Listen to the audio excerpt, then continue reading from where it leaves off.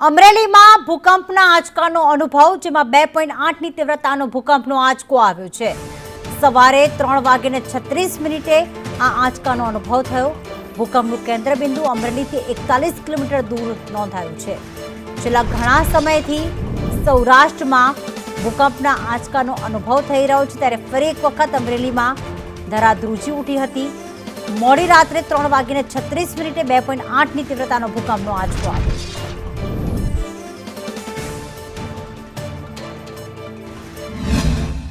ભૂકંપના ઝટકા જજડી, ભાકરપરા, મિત્યાળા, કૃષ્ણગઢ, અબ્રમપરા, બગોયા, ગેણિયા આ વિસ્તારમાં એક જ ધારા સતત ભૂકંપના ઝટકા ચાલુ છે। બાળકો નિશાળ સ્કૂલે ભણવા જાય છે, તો એ ભયના માહોલમાં રહી છે।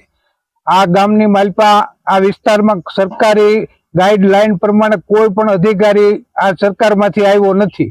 તો અમારી માંગણી છે કે ભાઈ આની તાત્કાલિક તપાસ કરો અને કયા કારણોસર ભૂકંપના ઝટકા